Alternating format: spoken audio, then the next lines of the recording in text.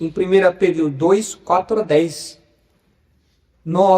Acredito que nós possamos começar já tratando dos versículos 9 e 10, porque se a gente for revisar desde o 4, aí vai ficar muito distante do trecho que nós vamos começar, né, da nossa jornada de hoje. Mas os irmãos devem se lembrar que em 1 Pedro 2, 4 a 10 é um trecho maior, é um bloco maior, que Pedro trata da identidade do cristão. Então, quem é o cristão? A primeira parte, que vai dos versículos 4 a 8, a gente já estudou, e fala que o crente faz parte de uma construção divina. Nós falamos da pedra viva, da rejeição e da aceitação da pedra, nós já estudamos tudo isso. Então, 4, 5, 6, 7 e 8, nós já estudamos. Que é o primeiro elemento da identidade cristã, o primeiro componente da identidade cristã. O crente é parte de uma construção divina. Esse templo, essa aqui é a igreja, né? A reunião dos crentes, os crentes compõem os tijolinhos dessa construção divina.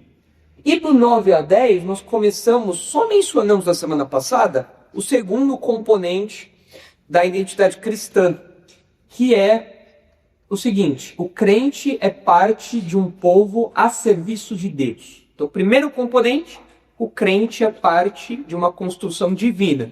Isso já superado, já entendemos, vimos ali todos os versículos superar. Versículos 9 e 10 agora, segundo componente, o crente é parte de um povo a serviço de Deus. É claro que dentro desses dois grupos maiores, desses dois conjuntos maiores, existem subinformações que a gente foi tirando aí. Mas esses grupos maiores, eles agrupam, né, as informações que nós estamos vendo devagarinho aí. E agora, versículos 9 e 10, nós vamos ver esse segundo elemento aí da identidade cristã, que diz que o crente é parte de um povo a serviço de Deus. Na semana passada, nós introduzimos esse tópico percebendo que Pedro chega agora no ápice, no ponto alto da descrição dos privilégios dos crentes. Enquanto ele está pensando em um outro grupo tão privilegiado, ele lembra de Israel. Israel também era um grupo, povo, uma nação privilegiada, que tinha funções específicas, que tinha propósitos específicos, que contava com benefícios e privilégios exclusivos que Deus dava a esse povo. E ao mostrar como os crentes fazem parte de um grupo privilegiado, Pedro faz uma comparação. Ele compara a igreja com Israel.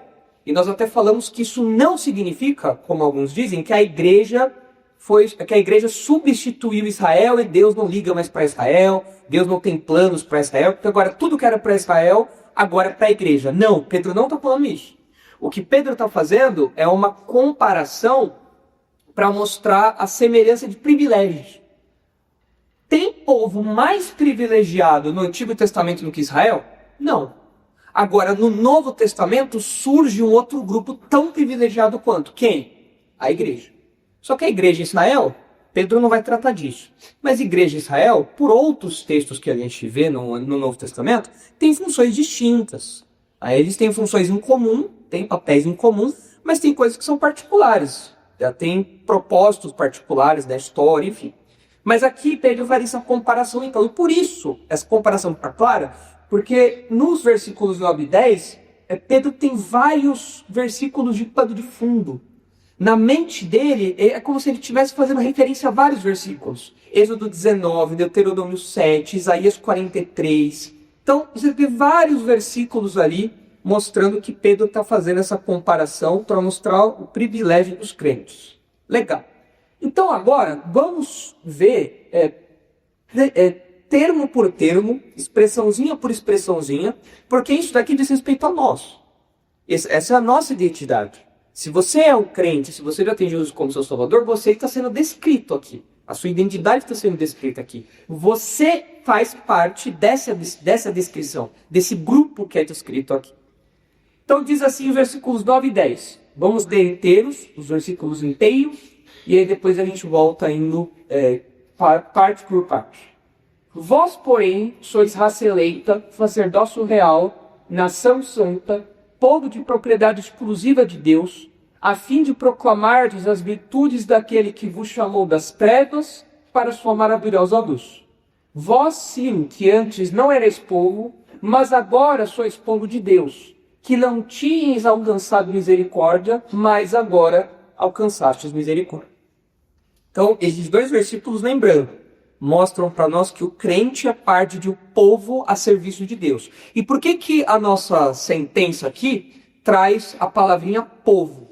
Porque Pedro está enfatizando uma realidade grupal. Os crentes fazem parte de um grupo. E para descrever esse grupo, ele usa palavras como povo, nação. Então, nós não estamos falando aqui só de indivíduos isolados. Nós estamos falando, é claro, de privilégios que nós como indivíduos desfrutamos, mas nós desfrutamos desses privilégios como indivíduos porque fazemos parte de um grupo, fazemos parte de um povo. Então, por isso que o nosso enunciado disso. O crente é parte de um povo a serviço de Deus. E ele começa falando lá, vós porém. Por que ele começa com porém? Vós porém. Quem é aquele vós? Quem é o vós? Os crentes. Somos nós, certo? Mas por que ele coloca um porém depois? Vós porém. Por quê? De quem que ele acabou de falar no versículo 8? Volta aí pro 8, por favor, João. Os que tropeçaram na pedra. Quem são os que tropeçam na pedra? Os incrédulos. Então, olha lá. Pedras de tropeço, rocha de ofensa, são estes que tropeçam na palavra, sendo desobedientes para que também foram postos. Os incrédulos estão escritos aí. Aí vem o 9. Vós, porém, ou seja, é outra realidade aqui. Os incrédulos são descritos de um modo e os crentes têm um contraste com isso. São diferentes disso, certo? Vós, porém, nós não somos desobedientes, nós não somos aqueles que tropeçam, nós não somos isso. Nós somos o quê, então? Vós, porém, sois, ele começa falando de raça eleita. Então ele vai falar aqui que os crentes compõem um grupo, um povo de pessoas escolhidas por Deus. É assim, as nossas traduções, essa tradução que a gente está usando aqui, trouxe a palavra raça. Tem alguma outra tradução diferente para vocês? Geração. Geração. Ok, geração, qual? Povo. Povo, geração, raça. Essas traduções, elas fazem referência a um grupo de pessoas que tem um ancestral em comum. É um conceito, por isso que os tradutores colocaram raça, mas a variedade de traduções indica isso pra gente. Geração. Por que geração? É a ideia de um grupo que tem um ancestral em comum, certo? Linhagem, essa é uma boa tradução de linhagem também. Ou descendência. É a ideia de um grupo que compartilha de várias características por terem lá atrás, lá na história, uma pessoa em comum. Por exemplo, Israel compartilha da mesma linhagem porque vieram de Jacó, vieram de Israel. Daí vem o nome deles, Israel. Então o povo veio de lá. Certo? Então os patriarcas todos fazem parte dessa ascendência do povo. Então eles fazem parte da linhagem desses patriarcas. Então essa é a ideia de raça aqui, tá bom? É a ideia desse grupo que tem um ancestral em comum. Agora, no caso do crente, quem nós temos em comum? Além de Adão e Eva, além de Noé, né? Isso é a humanidade toda. Crentes e não crentes descendem de Adão e Eva e Noé. Agora, nós como crentes, então, quem é o nosso ancestral em comum? Você é Abraão? Jesus. Não é Abraão, é Jesus. Não porque ele nos gerou no sentido de uma descendência física. Abraão quer explicar porque dá fé. Isso, mas aqui Pedro não está falando de Abraão. Pedro, lembra que Pedro sempre conecta os crentes a quem? Jesus. Lembra? A pedra que vive, Jesus. Portanto, vocês também são pedras. Vocês são eleitos, porque Jesus é eleito também. E agora, quando ele fala de uma raça eleita, quando ele usa essa palavrinha raça, ele está se referindo a uma coisa, algum elemento, algum indivíduo que conecta para todo mundo. Quem é o nosso conector? Quem é a cola que nos une como uma raça, como um povo, como um grupo? Jesus, certo? Então, tanto que o uso que ele faz aqui de raça eleita é a repetiçãozinha da palavra eleita ou eleito, que já apareceu várias vezes, aplicada aos crentes e a Jesus. Então nós compartilhamos isso. Jesus é eleito. Nós também somos eleitos. E nós não somos só indivíduos eleitos, nós somos um grupo eleito. Jesus é eleito, nós somos um grupo de eleitos e, portanto, um grupo eleito também. Ele é nosso ancestral em comum, por assim dizer. E a videira, né? Ah? A videira. Isso, que é uma outra linguagem que Paulo vai usar, né? Lá em Romanos. E isso é interessante porque Pedro está relembrando os leitores deles, que eles são chamados de peregrinos e forasteiros, né? Porque eles são... Primeiro, eles, em termos materiais, né? Em termos concretos, eles estão espalhados pelo mundo antigo, eles são da diáspora, né? Eles estão espalhados pelo mundo antigo, eles estão longe da terra deles, do povo deles, a nível nacional, assim, né? Estão espalhados por aí. Mas eles também são forasteiros espiritualmente. Eles não fazem isso em trocadilho. Eles estão nesse mundo aqui, numa jornada, numa terra que não é deles, numa pátria que não é deles. Né?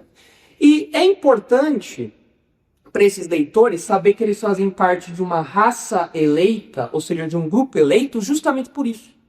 Porque eles, como viajantes, eles como peregrinos, eles podem se sentir sozinhos. Eles podem se sentir desamparados, eles podem se sentir soltos por aí. Mas eles têm que lembrar, eu não estou sozinho no mundo, eu faço parte de um grupo. Eu faço parte de uma linhagem, eu faço parte de uma geração, eu faço parte de um povo escolhido por Deus. Eu não estou sozinho por aí, solto no mundo, não. Então, lembrar da igreja, da natureza da igreja, faria toda a diferença na vida deles. Num contexto de peregrinação, num contexto de peregrinação espiritual, né? Num contexto mesmo nacionalmente estando longe da terra e tudo mais, longe dos ancestrais, aquela coisa toda, isso daria um alívio para eles. Opa, eu não estou solto não, eu faço parte do mundo. Verão. Então, eu não sei que parte da Bíblia que explica, nós não somos filhos da escrava, nós somos filhos... Quando Deus promete a Abraão que ia fazer que a geração dele fosse igual às estrelas do céu, incontável, e as areias e as grãos de areia incontáveis também, ele está falando um pouco de Israel. Isso, de Israel, tanto que isso se cumpre nos tempos do Êxodo. O povo se multiplica muito rapidamente em grande número, tanto que vira um povo mesmo, né, que depois sai do Egito. Mas aí, depois, Paulo vai desenvolver depois... a linhagem espiritual de Abraão, que são todos aqueles que têm fé. Aí é outra coisa que Paulo vai desenvolver, tá bom? Mas então, uma coisa então não tem a ver com a outra. Não no que a gente está tratando aqui. Não no que a gente está tratando aqui, certo? Então, legal. Agora, olha só que interessante as implicações ou as aplicações disso, né? O que une os crentes? Jesus, certo? Ele é o que nos une como grupo. Ele é o elemento de cola, né? Que nos une ali. Ou seja, Jesus é esse único vínculo que nos conecta. Se você tira Jesus e coloca outra coisa no lugar, funciona? Não. Então, por exemplo, o nosso grupo seria um grupo como pode ser um grupo como é possível que aconteça do nosso grupo ser um grupo como que desfruta dessa realidade, ser uma raça eleita, se nós colocarmos, por exemplo, no lugar de Jesus, a cor da pele. Isso vai promover a unidade, isso vai promover todo esse vínculo que só Jesus promove? Não. Se eu colocar no lugar uma causa social, então vamos lutar pelos pobres, e vamos lá, abaixo os opressores, e as empresas têm que queimar, Elon Musk tem que se dar mal, e viva o proletariado e tal. Isso vai criar a mesma unidade, isso vai criar um grupo como a igreja? Não. Se eu colocar no lugar de Jesus a nacionalidade, isso vai ter o mesmo efeito? Não, só quem é brasileiro vai ter essa cola. Todo mundo que é brasileiro vai ter essa cola. Então o Jimmy não poderia, lamento Jimmy, João, sei que é de Portugal lá, é pior ainda, né? Roubou nos foros ainda, pior ainda. Não pode, não tem jeito, não dá, não rola, só brasileiro. E adiantar isso? Não, é só você olhar para o nosso país. Nosso país tem unidade? Não, é tudo brasileiro, mas não tem unidade nenhuma. Se você colocar cor de pele, causa social, nacionalidade, status financeiro, só gente rica, coloca um monte de rico no mesmo lugar. Só gente rica ou só gente pobre. Vai ter essa cola? Não. Então notem que não é só ter elementos em comum que fazem... Não são só esses elementos em comum que fazem um grupo ser unido, coeso, fazendo parte de um grupo que está em harmonia. Não é isso. Porque essas coisas existem em grupos por aí, as pessoas tentam forçar esses grupos, mas não adianta. O que realmente une os crentes é o próprio Cristo. E aí, independe a cor da pele, independe a classe social, independe a nacionalidade, o João, o Jimmy, aqui todo mundo junto, tal, comendo saltenha, comendo pastel de Belém, põe uma feijoada no meio e tá tudo certo, é isso aí, dentro da igreja. A igreja é assim. Tá? Por quê? Porque essas outras categorias, cor de pele, classe social, status financeiro... Poxa, ninguém é tão rico como Daniel. Daniel é milionário, ninguém é tão rico como Daniel. Eu não sou rico como Daniel. Severiano também é rico. Ó, boina do Severiano. Não sei quem usa boina, é só gente rica. O Puff não usa boina. Aí, o Puff lá não usa boina. O Puff é corintiano, é mais ralé que isso. Não dá. Então, não tem... Agora, dentro da igreja, essas coisas todas, elas são secundárias. Elas, para nós, isso não faz diferença, porque todos nós, apesar dessas diferenças de nacionalidade, de cor de pele, de posição financeira, posição social, apesar dessas coisas continuarem existindo, essas coisas não são mais barreiras para nós. Nós podemos olhar para quem é tão diferente da gente e falar, nós temos o mais importante em comum, que é Jesus. E isso nos une, isso nos faz parte do mesmo grupo. Mas ele não é do mesmo grupo social, não tem problema. A minha unidade com ele é maior do que a minha posição social, minha cor de pele, seja lá o que for, certo? Olha só como isso é importante. Isso era muito importante nos dias do Novo Testamento, por causa da natureza plural da igreja em relação a judeus e gentios. Porque os judeus não aceitavam muito bem a ideia dos não-judeus fazerem parte da igreja. Porque os judeus eram meio enciumados, eram meio ciumentos. É como assim? E a gente é o povo de Deus. Que isso parece de trazer não-judeu para o nosso meio. E aí o Novo Testamento bate várias vezes na tecla. Fala, não, dentro da igreja essas coisas não têm mais importância. Não existem privilegiados mais ou menos por causa de nacionalidade ou qualquer outra coisa. Todos em Cristo fazem parte da igreja. Olha, por exemplo, o que diz aí Gálatas 3:28. Abre aí, por favor, João. Gálatas 3:28 e 29.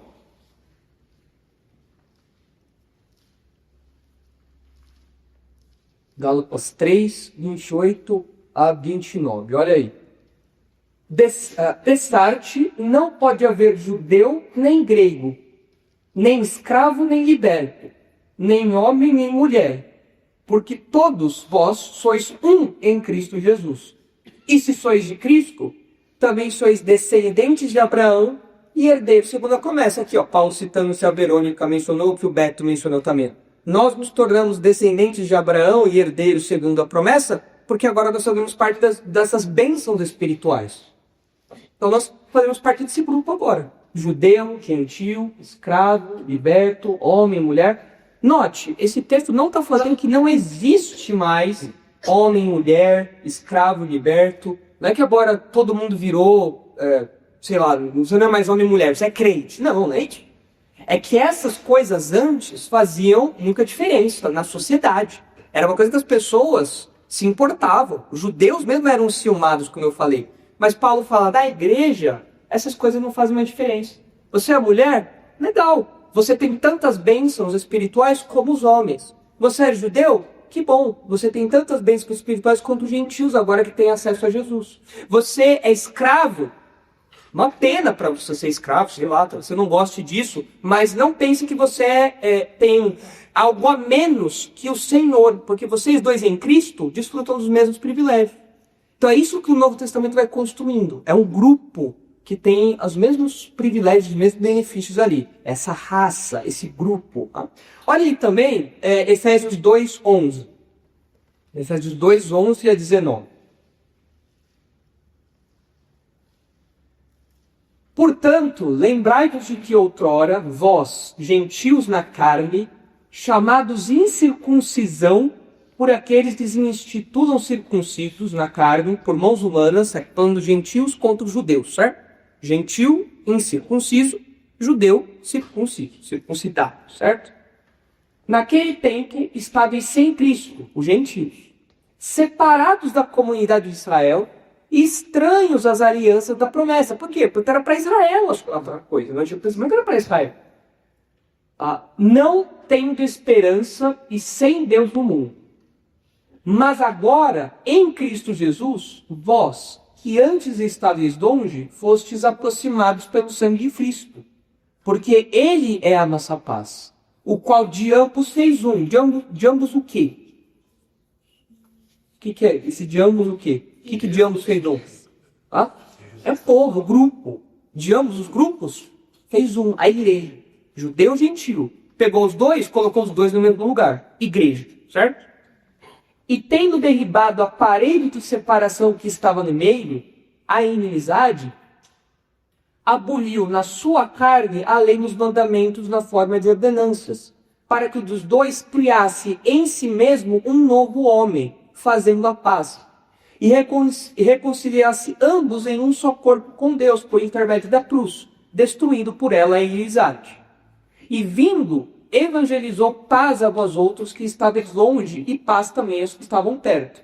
Porque por ele ambos temos acesso ao Pai em um Espírito. Assim já não sois estrangeiros e peregrinos, mas concidadãos dos santos e sois da família de Deus. Então judeu e gentil vivia separado. Mas agora na igreja Deus colocou os dois juntos. Certo? Todo mundo faz parte desse grupo agora que tem tudo isso em comum. E olha aí também Colossenses 3:9, para ver como os apóstolos, os autores do Novo Testamento batem nessa tecla. É muito importante isso. E isso é importante hoje em dia também porque existe existe um discurso de aceitação, um discurso de fraternidade aí no mundo. Existe uma tentativa no mundo de promover uma união verdadeira, mas com base em coisas erradas. Então, se você é negro, você tem que se unir aos negros pela luta pelos negros. Se você é rico, se você é pobre, você tem que se unir com os pobres da luta pelos pobres. Então, o elemento em comum para promover essa fraternidade seria isso. Mas isso não promove uma fraternidade real. Isso não promove uma fraternidade duradoura. Agora, no caso da igreja é diferente. Nós somos realmente um grupo que tem o principal em comum. O único elemento que pode promover essa unidade, Jesus. E olha só. Não mentais uns aos outros, uma vez que vos despistes do velho homem com seus feitos. Pode continuar, João. E vos revestistes do novo homem que se refaz para o pleno conhecimento, segundo a imagem daquele que o criou. Agora o 11. No qual não pode haver nem grego, nem judeu, circuncisão, nem incircuncisão. Bárbaro, cita, escravo, livre. Porém, Cristo é tudo em todos. Uma unidade completa. Cristo promove uma unidade completa, suficiente. E isso faz com que nós sejamos, de fato, uma raça, um grupo, uma linhagem, uma geração escolhida por Deus. Jesus foi escolhido individualmente, nós fomos escolhidos e nós, como grupo, fomos escolhidos também. Certo? E fomos colocados aí nesse grupo. Então, nós, como crentes, nosso papel é zelar por esse vínculo em Cristo e não inventar elementos artificiais para promover essa unidade. Porque isso não vai acontecer. Essa unidade só acontece em Jesus. Essa é a ênfase do apóstolo Paulo. E aquilo que Jesus une, o crente não pode separar. O crente não pode dividir. Se dentro da igreja existe rico, pobre, homem, mulher, escravo, livre, negro e branco, nós não podemos fazer, por exemplo, uma igreja de brancos, uma igreja de negros, uma igreja de ricos, uma igreja de pobres. Nós não podemos fazer isso. Lá em Atibaia, tem duas igrejas famosas lá, né? A igreja do... Como é isso aqui? A igreja dos escravos de um lado, né? E do outro lado da avenida, assim, você passa a avenida, lá do outro lado tem a igreja dos senhores, né? A igreja dos ricos lá, né? Isso não pode acontecer. Isso não pode acontecer. Tem uma de cada lado lá, separar. Tem uma igreja de um lado, a igreja dos escravos, e de outro lado a igreja dos senhores. Isso daí é uma desvirtuação do que o evangelho faz. O evangelho faz com que todo mundo faça parte do mesmo grupo. Pastor Nicolas, Diga, velho. estava em embate pastor César, Taços de Burco, com mirra e o... Os judeus lá, né? lá. Ramil. Essa lá era com os judeus, claro. E o Deus dos evangélicos não mesmo no Deus deles. Aí o pastor César deu uma aula nele lá do Testamento, do Velho Testamento, lá dos caras que nós seria cessado no povo, né? Tem judeus que não aceitam. Eles não aceitam, o mesmo César mostrando lá, eles Eles não aceitam várias coisas, tem várias... Então, eles não aceitaram, o Deus de vocês é outro, porque vocês servem a 3 deuses, que é Deus Pai, Deus Filhos e Deus tem, Deus Espírito Santo. Deus humano aí. Aí no de Las Evangelhas, galera, vocês são idólatras, pensando em 3 deuses. Ele inventa, né? Judeus, né? Enfim, mas essa é a regra da igreja, certo? Então isso é raça eleita. Entenderam isso então? Que é raça eleita? Por que é importante a gente ter todas essas explicações e sinônimos? Porque essa palavrinha raça, na atualidade, ela tem um uso muito ligado à causa social. A raça, questão do racismo e tudo mais, né? E não é isso que o texto está falando aqui. O texto está usando essa palavra para mostrar a unidade do grupo, que tem algo em comum, no caso Jesus, certo? E promove essa unidade aí. Entenderam isso? Fabiano? Precisou estar vendo o conselho de Jerusalém para deixar Sim, claro, né? Precisou de Atos 15 para mostrar, olha, o gentio não precisa se sujeitar às coisas do judaísmo. Isso não é exigido deles. Então houve muita dificuldade no começo da igreja para os judeus aceitarem os gentios. Houve muita dificuldade. E ainda que hoje em dia essa dificuldade não seja uma dificuldade que nós experimentemos aqui no Brasil, porque judeu, gentil, é raro saber judeu no nosso contexto. Eu não conheço nenhum judeu aqui no nosso contexto imediato, né? Então essa regra era um pouco distante da gente. Mas essas outras distinçõezinhas, elas podem aparecer. E aí quando elas ocupam um destaque muito grande, tem um problema ali. Isso não pode acontecer. Essas coisas para nós, elas são secundárias. A sua nacionalidade, o passaporte que você tem, em termos de unidade da igreja, não tem relevância nenhuma. Não importa o seu passaporte. Se você está em Cristo, você faz parte da igreja. Já. É por uns pedacinhos que o versículo 11 vai dizer, é tu. Cristo é tudo que importa, por exemplo. Qual que é esse daí? Não, mas qual... Versículo 11 do Colossenses. As botas está aqui, né? Quando eu falarei, porém, Cristo é tudo em todos, ele volta, Cristo é tudo que importa. Legal. Ele vive em todos, legal. Entenderam isso? Então esse é o primeiro elemento aí dessa descrição que o Pedro faz. Volta lá, por favor, João. Então, vós, porém, sois raça eleita, não é um grupo escolhido. Quando ele usa raça, ele tem essa ideia aí de algo em comum, de um grupo coeso, que tem essas características em comum. Legal. Então ele continua. 1 Pedro 2, 9. Aí. Então vós, porém, para os incrédulos, né, sois raça eleita. Os incrédulos, os descrentes, não fazem parte desse grupo escolhido por Deus. Não tem algo em comum com a gente, não adianta. Se você não é crente, nós temos outras coisas em comum, mas não o principal. O que nós temos em comum é secundário. É quase irrelevante. Nossa nacionalidade, algumas ideias. Agora, no caso dos crentes, o que tem em comum é central, é Jesus, certo? Mas, além disso, ele fala que nós também somos sacerdócio real. Essa expressão é interessante, porque a ideia aqui é que nós somos sacerdotes de um reino, tá? Real, como faz parte de um reino. E quem é o rei desse reino? Jesus. Tá? E esse título destaca várias coisas. Mas vê aí, por favor, João, Apocalipse 1:6. Então nós somos sacerdotes, nós já estudamos um pouquinho do sacerdócio dos crentes lá atrás, nos versículos anteriores, quando fala dos sacerdotes, do sacerdócio santo. Nós já adiantamos um pouquinho disso, então nós já entendemos o que o sacerdote faz. O sacerdote serve a Deus, ok? Entrega ofertas a Deus. E no nosso caso, ofertas espirituais, ou seja, toda a nossa vida, tudo que nós fazemos é uma oferta a Deus. Mas agora, Pedro fala que esse sacerdócio também é real, tem conexão com a realeza. No nosso caso, nós somos sacerdotes de um reino, e esse reino tem um rei, que é Jesus.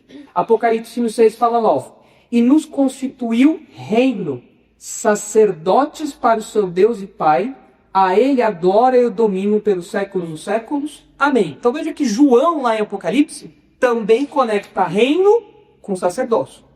Nós fazemos parte do reino e somos sacerdotes de Deus. E esse títulozinho, sacerdócio real, indica, como sacerdotes, que nós temos acesso à santa presença do rei e nós podemos justamente nos aproximar do rei para oferecer sacrifícios agradáveis a ele, sacrifícios espirituais, que foi o que ele falou no versículo 5. Mas não só isso. É bem possível que Pedro queira mais uma vez destacar o privilégio dos crentes em relação aos descrentes que estavam zombando deles. Os descrentes estavam zombando. Ser crente não vale a pena, olha lá o crente, nada a ver, gargalhando, zombando e tal. Se ele falasse só que nós somos sacerdotes, já seria um grande privilégio.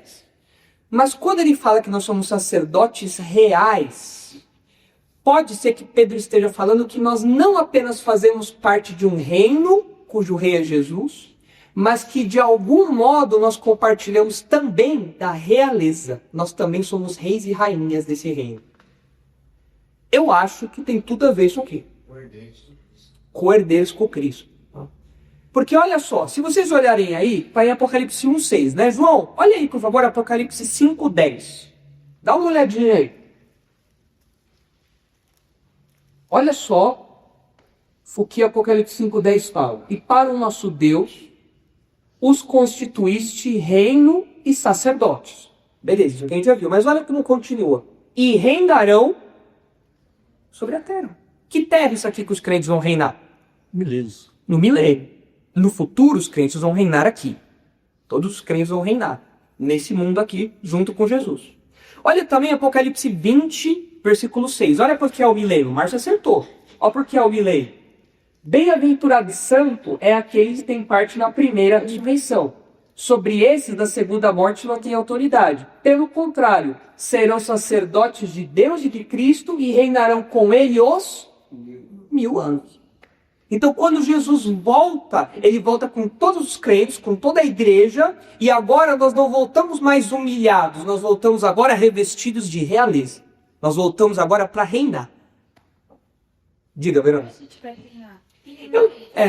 É um reino político, literal. Agora, como vai ser esse reino, eu não sei. Não sei se a gente vai revezar. Hoje a sua escala, Verônica, vai lá. Não sei. Vai apelar para a segunda instância. Ih, vai lá pro João Mota agora. Só não vai pro Fabiano, porque a vara do Fabiano lá, o pessoal embaça o tempo do processo e tal. Não sei, a gente não sabe quando vai ser isso. A gente não sabe. A gente não sabe se a gente vai julgar ou a gente... A Bíblia fala, a gente vai ler esse texto em 1 Coríntios 6. Pode abrir, por favor, João. Em 1 Coríntios 6, a Bíblia fala que a gente vai julgar até os anjos. Agora, como vai ser isso, eu não sei. Aí a Bíblia não explica pra gente. Não sei.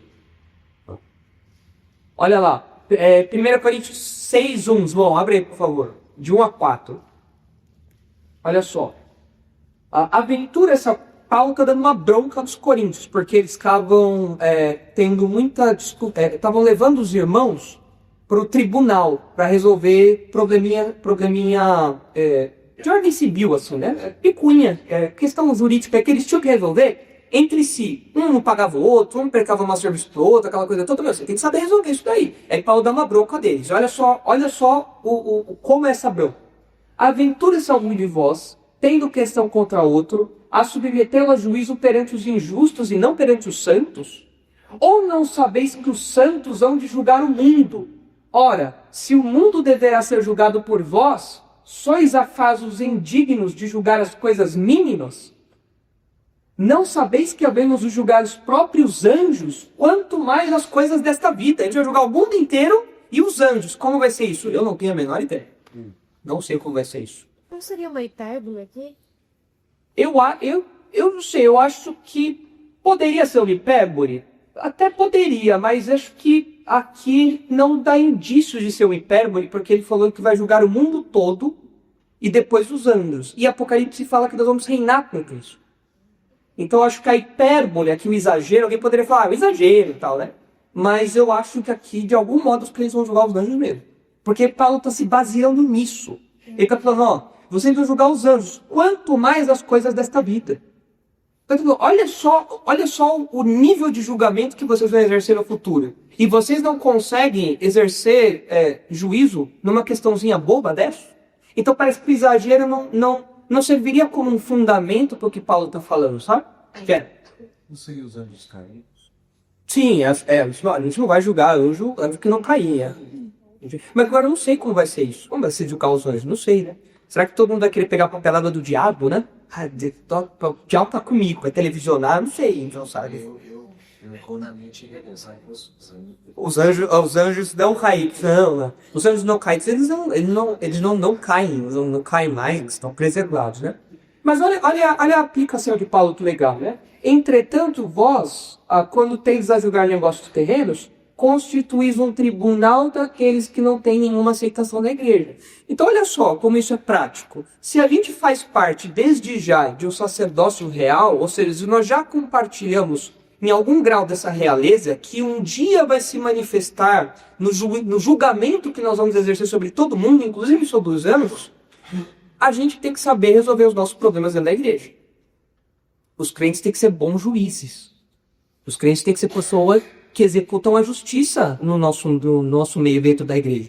Porque nós compartilhamos dessa autoridade, nós compartilhamos desse privilégio. Um dia nós vamos julgar o mundo todo, durante o milênio, inclusive os anjos. Então, dentro da igreja, poxa, se nós somos reis e rainhas, se nós compartilhamos dessa realeza, fazemos parte desse reino, a gente tem que saber lidar com essas coisas. Certo? É horrível um juiz que não é coerente com o papel que ele executa. E no Brasil a gente sabe bem como é isso, né? Juízes injustos.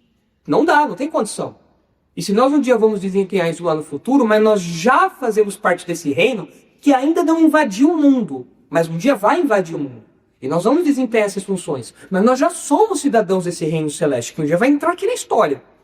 Se nós já desfrutamos disso, então a gente tem que saber lidar com os nossos problemas dentro da igreja, né? Não dá para fazer igual o pessoal de Corinto, que saía processando todo mundo, ao invés de levar lá do gabinete e falar, não, vocês vamos se resolver aí, porque não tem condição disso daí, né? Então foi feito domingo, né? Mas aqui é outra questão, né? Aqui isso, mas se resolver, exatamente. Pastor Nicolas, Sim. se você citou o negócio de julgar, uma vez eu tive o embate dele do metrô sobre isso aí. Entendeu? Aí o pessoal falou que eu tava julgando. O rapaz, aí, você tá julgando, você não quer, você não pode julgar. Eu posso julgar, a segunda está a favor da justiça, eu mostro para vocês. A moça dentro da Bíblia, esse cara quer. É que assim, muitas vezes esse julgamento, deixa eu só destrinchar melhor para os irmãos aqui. Aqui é um julgamento de questões práticas, questões materiais. Muitas vezes as pessoas falam para não julgar no sentido de não julgar a moral de alguém, mas não é isso que Paulo está falando aqui. Paulo está falando de julgar questões terrenas mesmo. Ó, você não pagou o fulano, vai pagar. A história é essa? Caloteiro, crente caloteiro, não existe, vai pagar. E se não pagar, você é disciplinado na igreja. É óbvio, a crente caloteiro não existe. Você está emporcalhando a igreja toda, vai pagar sua dívida sim. Não sei, se vira, vai fazer hora extra no McDonald's, não sei o que você vai fazer. O que você vai fazer meia-noite a cedo? Vai fazer Uber, vai pagar o que você tem que pagar. Não pode ser caloteiro. O crente prestou um serviço ruim pro outro e não gostou e tal, agora vai meter na justiça. Não, você vai resolver. Você vai lá, você instalou um armário errado, traz e tá lá aquele armário certo lá. Que serviço porco é aquele que você fez? Tem que fazer o serviço certo. Você trouxe prejuízo pra pessoa. Você estourou o cano do cara e você não reparou o cano do cara que você estourou. Vai lá, crente trambiqueiro, agora negativo, faz o negócio bem feito lá. Então, é claro, aqui são questões realmente para serem levadas a tribunal. Não é que o crente tem que ficar se metendo na vida do outro para resolver todo esse tipo de coisa, não é isso. Mas quando há um problema que chega ao ponto de precisar ir para um tribunal, aí os crentes dentro da igreja tem que saber se resolver. Mas o problema era até meio que tribunal. Sim, né? Lá era o problema do tribunal. Não, esse que eu entrei até. Tá. Mas foi um negócio, né? Estreitou umas pessoas que deu lugar lá pra mim. Então, crente trambiqueiro, crente devedor, que mais? Tem crente patrão que não paga funcionário dentro da igreja, funcionário que rouba o patrão, isso aí não tem condição. Isso aí dentro da igreja. Não repassa pro governo. Tudo isso daí não tem condição. O crente não pode viver desse jeito. Por quê? Qual que é a base disso aqui? Nós somos um sacerdócio real.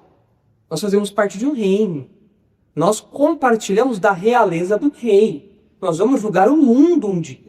Nós temos que nos portar desde já como pais, como juízes íntegros nesse mundo mal. Dentro da igreja nós temos que exercer isso daí. Tem que se limpar. Tem que ser limpado. Olha só em Lucas 22. Olha o que Jesus fala em Lucas 22, 29 e 30. Abre aí, por favor, João. Lucas 22, 29 e 30. Assim como meu pai lhe confiou um reino, eu vou-lo confio, falando para os discípulos, para que comais e bebais a minha mesa no meu reino, e vos assentareis em tronos para julgar as 12 tribos de Israel. Então os apóstolos vão julgar as tribos de Israel. Os crentes vão julgar o mundo todo, vão ser juízes ali do milênio e vão julgar até os anjos. Como vai ser tudo isso? Não sei. Vai ter o STF mundial, que vai ser lá em Jerusalém. Você vai lá, vai ter uma sessão do STF, todo mundo vai assistir lá, os apóstolos julgando lá, os crentes julgando também. Aí o pessoal fala, mas isso é absurdo. Por que isso é absurdo? Por que é um absurdo? Não existe um tribunal internacional dos nossos dias? Não pode existir um tribunal internacional no milênio também? Claro que pode. Quem vão ser as autoridades desse reino milenar? Os crentes. Nós vamos ser as autoridades desse reino. Porque compartilhamos dessa realeza de Jesus. Por isso que nós somos um sacerdócio real. Nós temos acesso a Jesus para adorá-lo e nós compartilhamos a sua realeza. Pastor, tem ainda voltando nessa parte dos anjos, tem alguma coisa a ver com os 7 anjos, as 7 cartas em Apocalipse mesmo? Não, ali Era pastores, né? ali são ou pastores ou mensageiros que iam levar as cartas para os... Como anjo. Isso, porque a palavra anjo significa mensageiro. Então, as nossas traduções colocaram como anjo, tá certo colocar como anjo. Mas ali não faria sentido um anjo mesmo, o anjo levar bronca. Não faria sentido um anjo lá, ao anjo da igreja diga, porque você tem feito isso e tal, e o anjo lá, mas eu não estou fazendo nada de errado. Eu só estou aqui acompanhando, eu ajudo o pessoal aqui quando levando bronca. Mas refiro também disso de como a gente vai usar as pessoas, o povo, esses nossos pastores no milênio, ou no caso. Assim, eu acredito que a gente tem que ter em mente que durante o milênio vão existir incrédulos. Só entra crente no milênio, mas são 1000 anos de as gerações passando, e vão ter incrédulos. Quem serão juízes desses incrédulos? Nós vamos ser o juiz. Então nós vamos julgar essas pessoas. Em algum momento nós vamos julgar os anjos. Como vai ser isso? Aí eu não sei. Outra dúvida também, pastor, não é dúvida, né? Que esse debate já estou de séculos, juiz feito. Mas como que explica esses textos todos que a gente leu, os aminelistas? Eles acreditam que a gente já está reinando. Eles acreditam que a gente já está reinando. Como? Eu não sei. Eu não sento em nenhum trono. O máximo que eu sento assim é no ônibus, no metrô. Não tem glória nenhuma lá no 1772 Jardim Filhos da Terra. Tem glória nenhuma lá, né? Então a gente não... Mas eles falam que a gente de algum modo já está reinando. Mas como para eles o reino é espiritual, então a gente está falando de tudo é espiritualizado.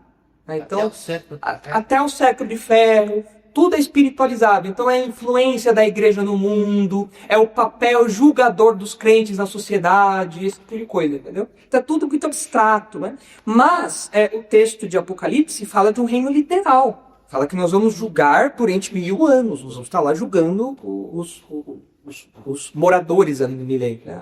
As pessoas do milênio. Então, como que seria para julgar os anjos? Quando que ele vai julgar os anjos? Se o julgamento dos anjos for no milênio, se for, né? A gente não sabe, mas se for no milênio, como que a gente está julgando os anjos agora? Não faria sentido. Fica sem sentido. Ficaria sem sentido, exatamente. Então, legal. Então, entenderam a questão de sacerdócio real? Ok? Então, todo mundo aqui é sacerdote e faz parte desse reino, compartilhando da realeza. Viram? Rapidinho. Mesmo com o reino aqui na Terra, durante 1000 anos, ainda haverá descrentes, ainda haverá pessoas que não acreditarão em Deus. Claro. Mesmo o reino já estando aqui. Claro, só precisa lembrar, quando Jesus estava aqui na Terra, teve um monte de gente que não acreditou nele. Mas as pessoas vão poder viajar e ver, olha, o reino tá aqui. Mas elas vão continuar rebeldes, é isso. Elas vão falar, eu não quero me sujeitar a Jesus. É isso. Lembra de Judas? Judas andou com Jesus durante muito tempo e morreu na incredulidade. E nós Os fariseus, mesma coisa. A incredulidade não diz respeito só ao que a pessoa vê ou não vê. A incredulidade é um problema de coração, não da vista.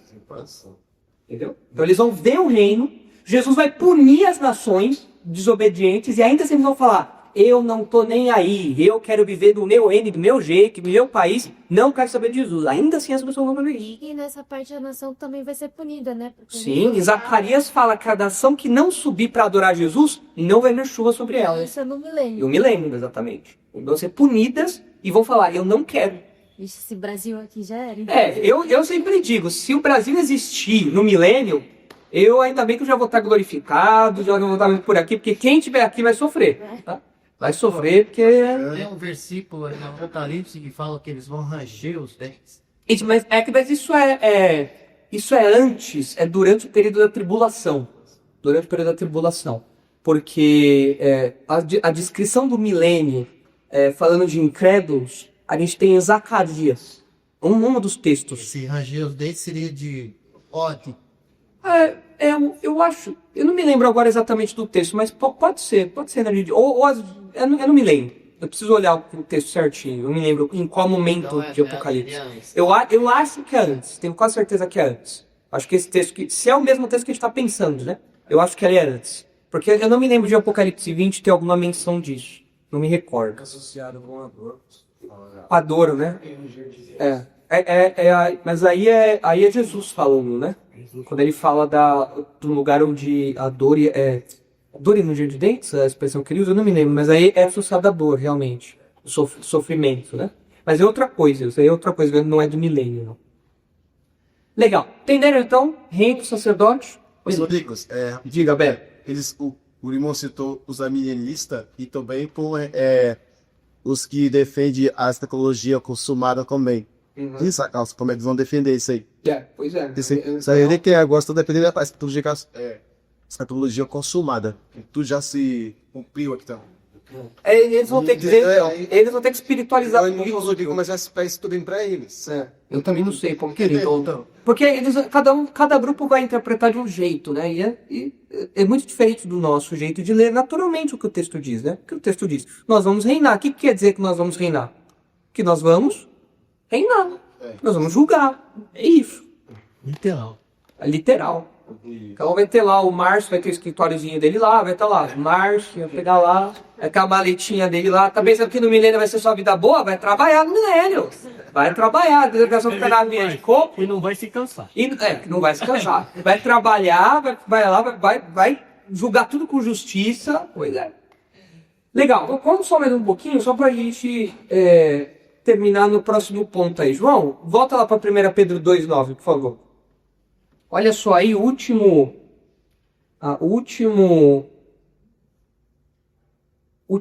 elemento de hoje aí pra gente ir pra cá. Olha, então nós somos raça eleita, sacerdócio real e nós também somos uma nação santa. Nós somos uma nação santa, né?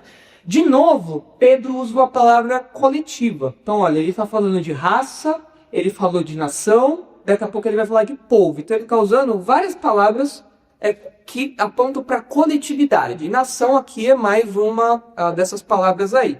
Agora, o que nação evoca na mente de vocês? O que forma uma nação? O que um povo, um grupo precisa ter para ser uma nação? Um território, o que mais? Um governo, o que mais? Precisa de leis? Precisa de leis. Precisa de uma cultura, costumes em comum? Precisa. E parece, então, que quando Pedro coloca aí a expressãozinha de nação santa, ele está querendo dizer que os crentes fazem parte de um grupo que compartilha das mesmas leis, costumes, interesses e do mesmo governo também. Nós estamos debaixo do governo de Deus, do governo de Jesus. Nós temos várias coisas em comum, nossa cultura, nossa mentalidade, nossos interesses. Nós compartilhamos tudo isso, assim como uma nação compartilha de interesses assim também. Mas nós também temos o mesmo governo, estamos sob o mesmo governante, que é Jesus. Então é uma nação internacional. Por que é uma nação internacional? Não, rei. Não, mas por que nós somos uma nação internacional? Porque tem crente espalhado pelo mundo todo. É uma nação internacional sob o governo de Deus. Então não importa em que país a pessoa esteja. ela faz parte da nação de Deus. Ela faz parte desse povo que está sob o governo de Deus. E por que é uma nação santa? Porque todos eles são da visão do pecado. Assim, quando a gente pensa em algo santo, a gente imediatamente pensa em questão de pureza. Mas nós já estudamos aqui que existe um outro sentido de ser santo que parece mais apropriado aqui. É ser separado. Então existem várias nações no mundo, mas existe um grupo que é separado. Existem vários grupos no mundo, várias nacionalidades, vários grupos que têm várias coisas em comum e vários governos. Mas os crentes, eles são separados disso tudo. Eles são especiais, eles são selecionados. Eles são separados disso. É diferente das outras nações. Até mesmo porque santidade aqui, ser santo aqui, tem a ver com ser separado do mundo para quê? Para servir a Deus. Você é separado de algo para algo.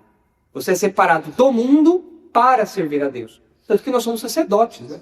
Então nós somos separados do mundo, um grupo de pessoas separados do mundo para servir a Deus. Nós temos aí várias coisas em comum. Então a igreja, de fato, se a gente pensar nessa ideia de um grupo separado do mundo, né? A igreja é separada do mundo. A igreja gira em outra rotação. A igreja tem outra mentalidade.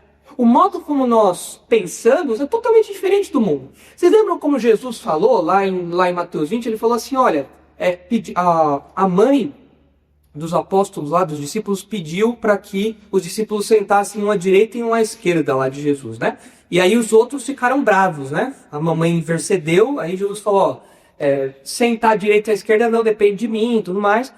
E os apóstolos ficam bravos pelo pedido, porque aqueles que queriam sentar à direita e à esquerda, eles estavam querendo se destacar. E aí Jesus fala, no meio de vocês é diferente. Os governantes, eles exercem autoridade, eles fazem valer o poder que eles têm. Mas no meio de vocês, quem quer ser o primeiro, tem que servir. Ou seja, nós giramos em outra rotação.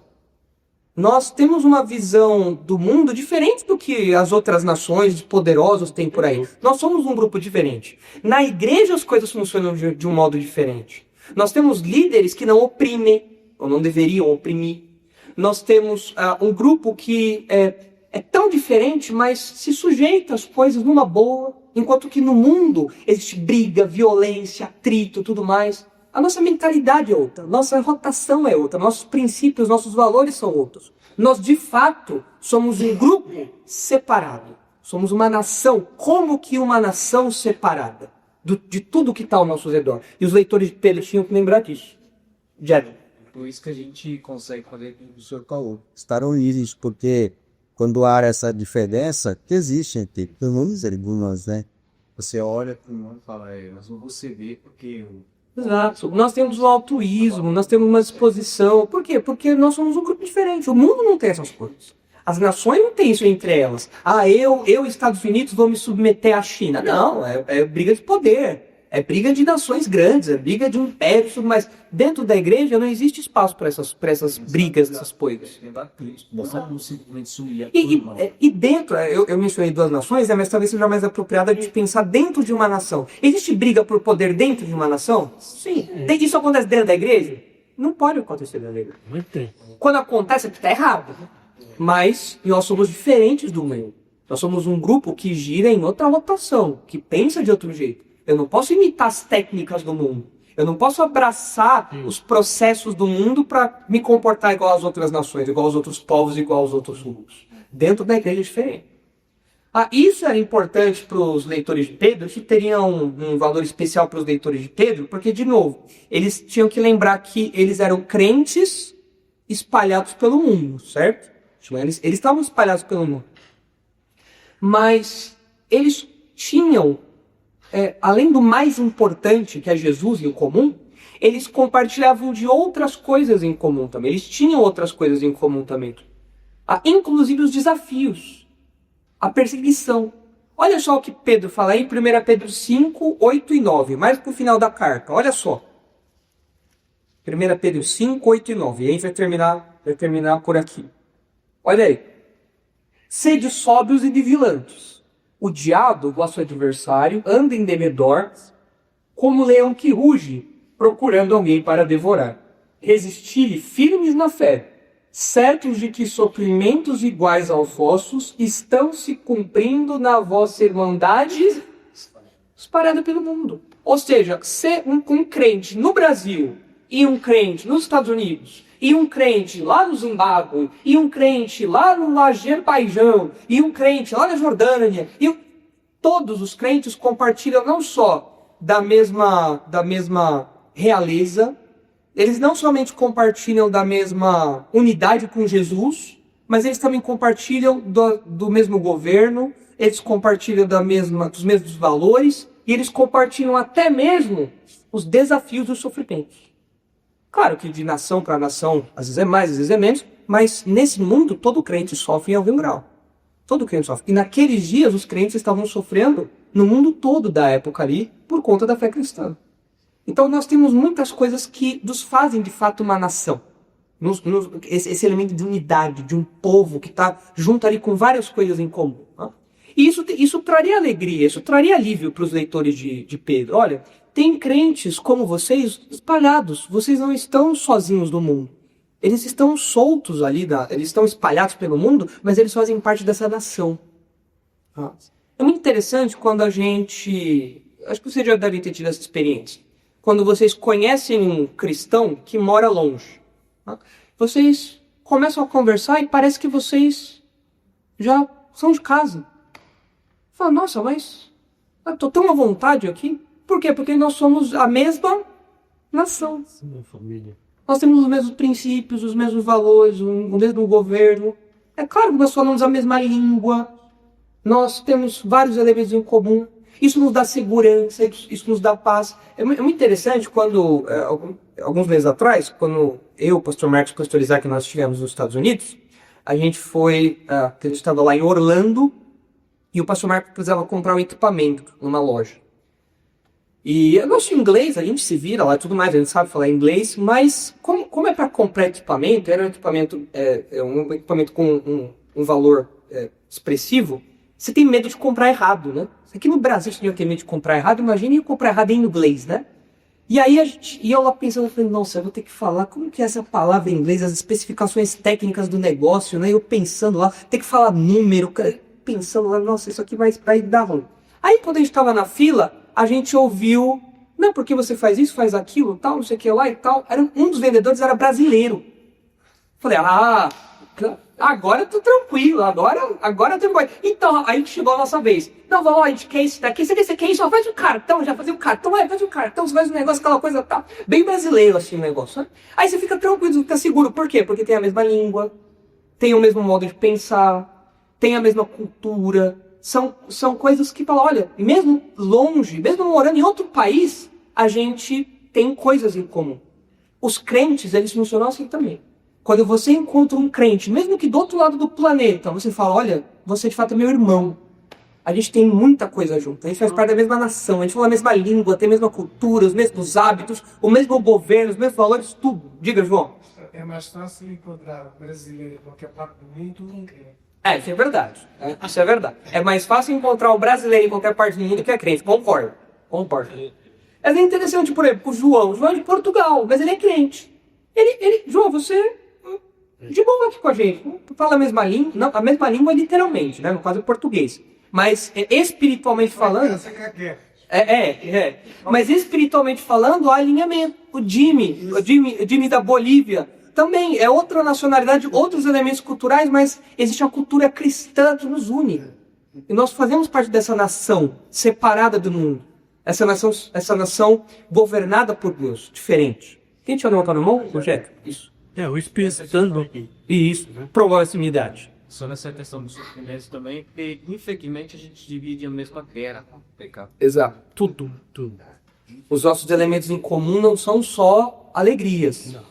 Tem também pesos, fardos, desafios. O que nos encoraja também, né? É isso que Pedro faz aqui, ó. Fiquem firmes porque existem trincheiras ao redor do mundo todo. Vocês não estão lutando sozinhos. O mundo todo está em guerra contra o pecado, contra o diabo, e vocês fazem parte dessa nação em guerra. Então, isso muda a nossa perspectiva, o modo como a gente encara as coisas. Legal, então vamos parar por aqui hoje. Na próxima ocasião, a gente continua falando aí sobre os próximos termos que Pedro usa, né? Então nós vimos hoje que o crente faz parte de uma raça eleita, de um sacerdócio real e de uma nação santa. Né? Só faz parte desse grupo quem é crente. Quem não é crente faz parte do outro grupo, que veio do versículo 8. São os desobedientes que tropeçam na palavra. Eles não têm esses privilégios que nós temos. Nós, como crentes, nós somos privilegiados. Dentre muitos privilégios, esses 3 aí. O Márcio é um sacerdote real. O Fabiano faz parte de uma nação santa. Só pela misericórdia. Só pela misericórdia. O Severiano é um... O que o Severiano é? Já falei, nação santa, sacerdote real. Ele faz parte de uma raça eleita. Ó. Pouca coisa não, hein, Severiano? Pouca coisa não, hein? Muita coisa, hein? Cara feio desse, ele tem esse... Cara feio desse faz parte disso tudo, né, Márcio? Pois é. Mas Do Bruno. pode abrir exceção, pastor? Tá? Pode abrir exceção? A previsão que é pra gente feia? Não, é folclória. Ah! Legal, gente. Vamos orar então, agradecendo a Deus pelos nossos privilégios como crentes, né? Para que nós vivamos de modo coerente com isso, né? Se nós somos tudo isso, a gente tem que viver de modo alinhado com isso. Nós temos que viver de modo coerente com essas coisas, né? São títulos muito nobres que nós temos aqui, privilégios muito grandes.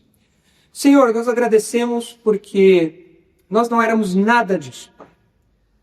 Como Pedro vai falar mais para frente, nós não fazíamos parte desse povo, nós estávamos afastados, estávamos distantes do Senhor, estávamos perdidos em pecados, estávamos em trevas, e o Senhor nos resgatou e nos colocou nesse povo a serviço do Senhor.